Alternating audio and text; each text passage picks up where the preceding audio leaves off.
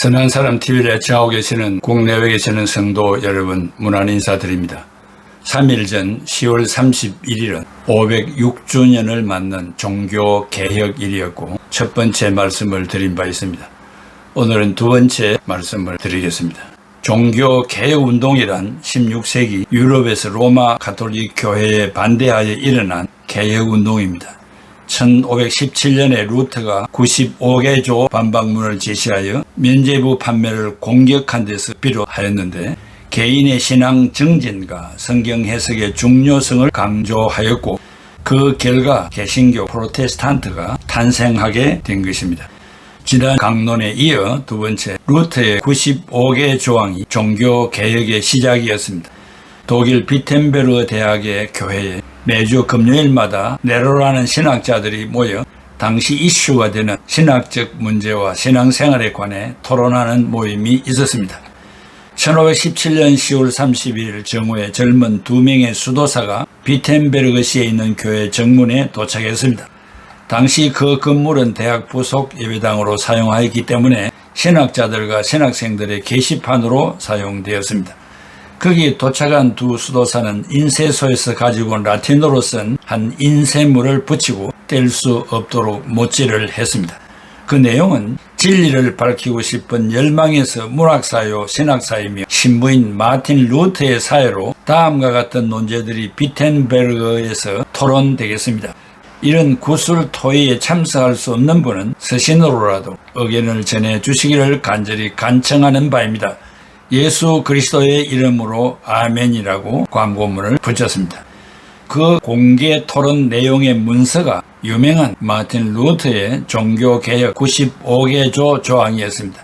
이 문서는 공개된 지 2주 만에 전 독일에 알려졌고 4주 만에 전 구라파에 알려졌습니다. 바로 그때 그들은 면죄부 인덜전스 판매를 위하여 교황의 깃발을 들고 비텐베르그시를 행진하며 외쳐 시민들을 분노케 했습니다. 그 당시 교황 레오 10세는 베드로 성당 완공을 위하여 막대한 공사비를 충당하기 위하여 면죄부 즉 속죄권 판매를 강권하였습니다. 면죄부를 돈을 내고 사면 죄사함을 받는다는 것이었습니다. 100년 동안 끌어오던 성전 건축비를 충당하기 위하여 1506년부터 면죄부 즉 속죄권 판매를 다시 시작한 것입니다. 이 면죄부 즉 속죄권 판매는 십자군 군사 비용을 위하여 이미 13세기부터 시행되기도 했습니다. 마인즈 감독 알브레흐트 루터 파송을 받은 판매 책임자인 도미닉 교단의 수도사 요한 테젤은 당대의 웅변가의 학자로서 명성을 날렸던 사람입니다. 그는 각 지역에 다니면서 광고하기를 면죄부 즉 속죄권을 구입하면 지금 살아있는 사람은 즉시 무슨 죄를 지었든지 용서를 받을 것이요 연옥에 있는 자를 위하여 구입시 그 은화가 모금함 속에 찰랑하고 떨어지는 순간 곧 천국으로 올라간다고 거짓된 선전을 하였습니다. 마틴 루터는 바로 이때를 전로의 기회로 알고 테첼의 도시 입성을 막았고 루터는 면죄부 즉 속죄권 판매에 반대하는 설교를 시작했습니다. 그리고 루터는 95개 조항을 공개 토론 제목으로 제안한 것입니다. 그 핵심 내용을 몇 가지로 정리하면 면죄부 즉 속죄권을 구입한다고 사람의 죄를 용서할 수 없습니다. 둘째, 면죄부 즉 속죄권이 사람이 받을 벌을 면제할 수 없습니다. 셋째, 면죄부 즉 속죄권이 연옥에 있는 영혼을 구원할 수 없다고 했습니다. 첨부하여 믿음으로 그리스도의 이름으로 죄를 회개한 자는 이미 그리스도 안에서 용서받았다는 내용이었습니다. 그 당시의 교회적인 정황을 살펴보면 각 도시의 교회당 안에는 화려한 금그릇과 은그릇에 가득 차 있었고 1만 8천여나 되는 죽은 자들의 성골이 그 그릇 안에서 영면하고 있었습니다. 연례 행사처럼 성자의 날에는 금그릇, 은그릇에 영면하고 있는 죽은 자의 성골에 예배하려 줄지어 서 있었고 교회당 건물의 주변 거리에는 죽은 자에게 바치려는 성물이 진열되어 있었습니다.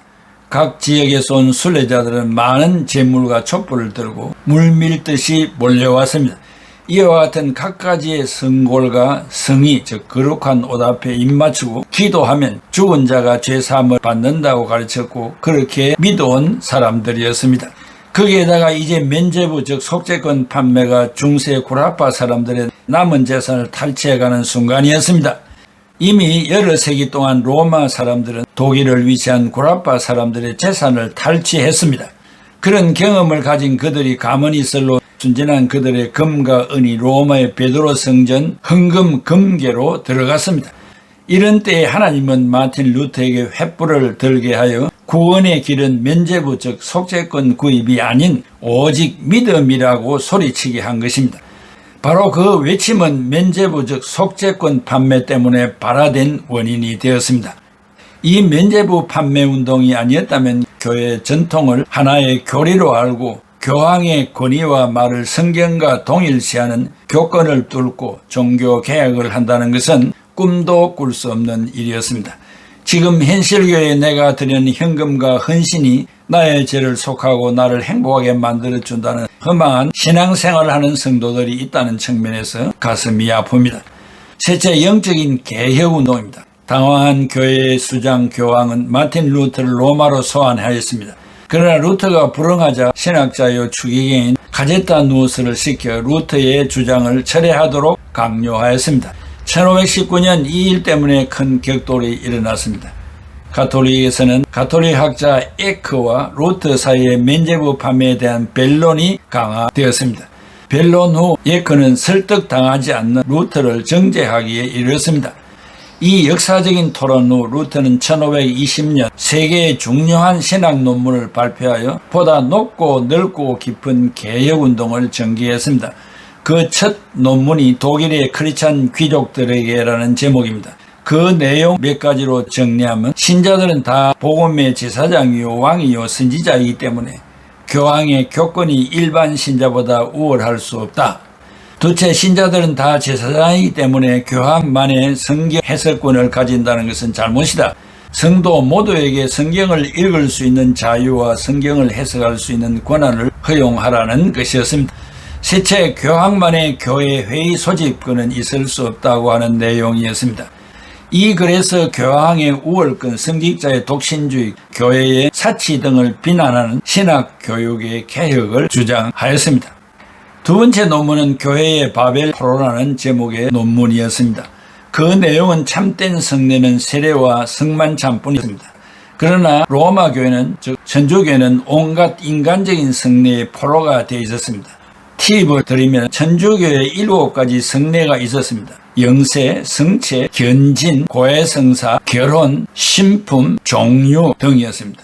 개신교는 2가지의 성례가 있습니다. 첫째는 세례. 세례라고 하는 것은 예수님을 구주로 고백하는 자에게 하나님의 자녀가 되었다고 공적으로 선포하는 예식입니다. 그 다음에 성만찬. 떡과 포도즙을 먹고 마심으로 주님의 고난을 기념하는 예식입니다. 성만찬의 종류입니다. 우리 개신교는 기념설을 믿습니다. 때로는 상징설이라고도 하지만 초대교회에 생겨진 성만찬을 기념하는 예식입니다. 둘째는 루터교는 공제설을 믿습니다. 떡과 잔에 예수님의 살과 피가 임한다는 설입니다. 천주교는 화채설입니다. 신부가 기도하면 떡과 잔이 예수님의 살과 피로 변한다는 설입니다. 우리 개신교는 기념설, 즉 상징설을 믿습니다. 루터는 또 이 글에서 화채설을 반대하고 공제설을 주장했습니다. 세 번째 논문은 그리스도인의 자유라는 제목의 논문이었습니다. 그는 이 논문에서 누구든지 그리스도 안에 있으면 새로운 피조물로 의롭다함을 얻고 자유할 수 있다고 주장했습니다. 그 후 예상대로 1920년 6월 20일에 루터에게 교황으로부터 판문장 엑스커뮤니케이션이 발행되어 12월에 교황의 사절단이 비텐베르그에 도착하여 루터에게 판문장을 전달했습니다. 이때 루터는 기다렸다는 듯이 12월 10일 학생들과 시민들이 보는 앞에서 주저하지 않고 판문장과 교회 법전을 불태워버렸습니다. 교황 측은 판문장을 보낸 후 독일 국회에 압력을 가하여 루터를 정죄하여 처형하도록 독촉했습니다. 마침내 1921년 독일은 보름스에서 국회를 소집하고 4월 17일 루터의 출두를 명했습니다. 그때 친구들은 루터가 국회에 가는 것을 만류했습니다. 그러나 루터는 원수들이 보름스의 기와장만큼 많을지라도 나는 가리라고 하면서 거기에 나타났습니다. 그때 루터는 국민으로부터 황제 이상의 환영을 받았습니다. 결국 그 자리에서 루터는 자기의 주장을 끝까지 취소하지 않았고 그 후에 성직자 프레드릭 공의 특별한 배려를 받아 발트브루크로 안내되어 은신하게 되었습니다. 그는 그 성에 머물면서 신약 성경을 독일어로 번역하였으므로 모든 신자가 성경을 읽게 되었고 모든 신자의 성경이 되도록 했습니다. 그 당시에는 성도들에게 성경을 읽지 못하도록 했습니다. 1522년에 비텐베르크로 돌아온 루터는 본격적인 개혁운동에 착수하여 아이들과 어른들을 위하여 교리 문답서를 쓰고 수많은 논문과 성경주석, 설교문 그리고 담화문을 남겼습니다. 종교개혁자 파렐이 말하기를 종교개혁자들이 로마 가톨릭을 비난한 것은 잘못 살아가는 것에 대한 것이 아니라 잘못 믿고 있는 것에 대한 것이라고 하였습니다. 물론 파렐의 말은 로마 천주교의 부패한 생활을 지적하지 않는 것이 아니라 저들의 부패는 잘못 믿는 교리 문제에서 비롯되었다는 말이었습니다. 금년도로 종교개혁 506주년을 맞게 되었습니다. 중세기 종교개혁은 결코 우연히 일어난 일이나 순간적인 폭발이 아니었습니다. 역사상의 위대한 일은 결코 갑자기 일어나지 않습니다. 무려 1000년이 넘도록 쌓이고 쌓여 로마 가톨릭의 총체적인 부패와 타락을 심판하시고자 하신 하나님의 구속사적 경륜이었다는 것입니다. 결론으로 오직 믿음, 오직 성경, 오직 하나님의 영광이 종교개혁의 모토였습니다. 그러므로 오늘 또 이 개혁운동은 중단되지 않고 계속되어야 합니다. 우리 개신교 자체 안에서도 이 일이 계속되어야 하고 밖으로 로마 가톨릭 교회를 향한 신령한 면에서도 그러해야 합니다. 지금 한국교회의 이단 시비와 교파 분열과 연합체 분열의 원인, 높아지고자 하는 교권욕과 너와 나와의 의견 대립과 고소 고발과 다양하고 무서운 사탄의 세력 앞에서 크게 각성해야 할 것입니다. 사랑하는 성도 여러분, 내 자신이 주님의 인정을 받을 수 있도록 개혁되지 아니하면 내가 동참하는 교회의 개혁의 기수가 될 수 없고 교계와 온 세계의 교회를 향하여 개혁이라는 말을 부르짖을 수가 없을 것입니다.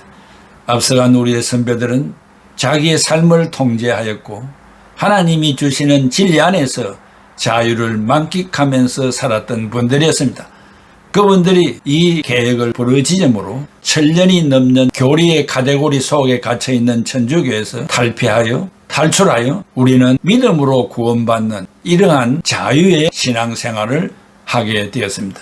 너무나 선배들에게 고맙고 감사함을 전하지 아니할 수 없습니다.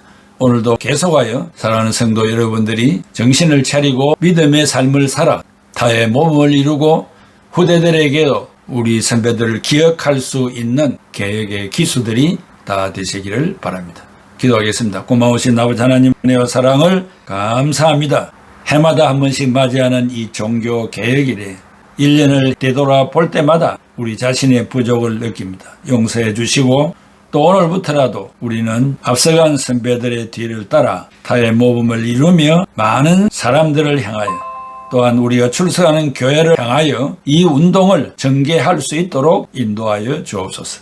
예수 그리스도의 이름으로 기도하옵나이다. 아멘. 주님의 손길이 간절한 여인처럼 주님의 옷자락 잡고 섬기게